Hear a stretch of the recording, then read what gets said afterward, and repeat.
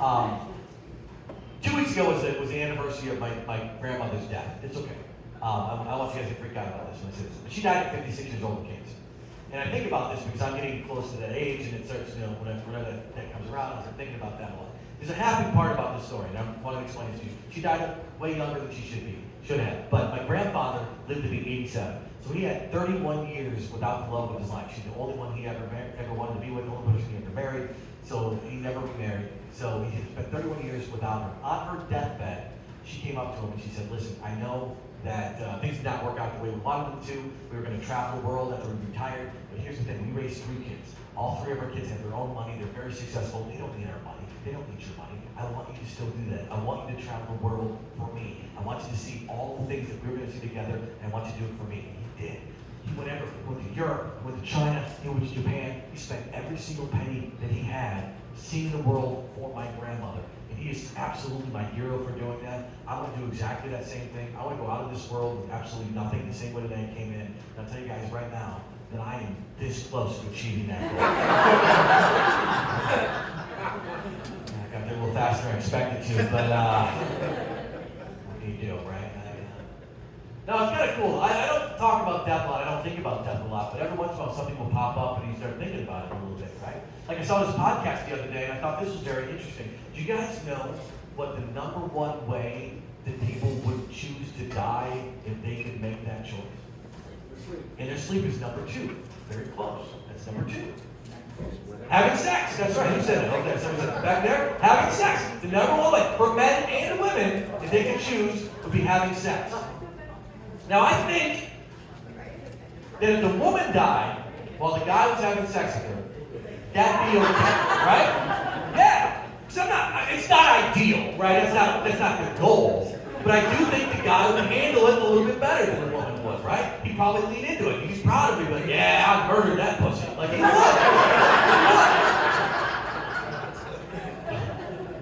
But if the woman died, or the guy died while the woman was having sex, I think she'd feel guilty. She'd feel like she did something wrong, or maybe she could have done something different, right? Listen, there's going to be so many questions that she's not going to want to answer. Like, you can't be honest. You're going to ask questions like, well, did he have any last words? You can't be honest. You can't say, yeah, he said, tickle my asshole and choke me a little bit. Like, you can't say that. You can't. You got to use euphemisms, right?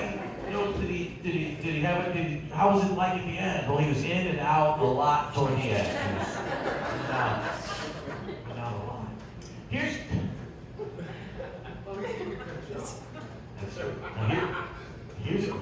a serious question. It's going to sound like I'm not being serious, but it's a serious question. If you're having sex with a woman, or a guy, doesn't matter. If you're having sex with someone, if you're having sex and your partner dies, if you're close, do you finish? That's what I want to know. It's a serious, yes, it's what they would have wanted, right? It's what they would have wanted. Absolutely. You easily die. Lots of time.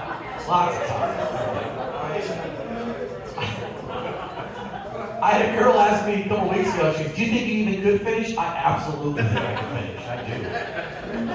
I absolutely do. It probably tighten up like a gorilla's fist, I guess. Milk me like a cow. It might be the best sex I've ever had in my life. That would be the worst possible scenario. It'd be the best sex I've ever had in my life. I'd be seeking it out for the rest of my life. Putting in personal ads. Man seeks woman with heart condition. Like, that's not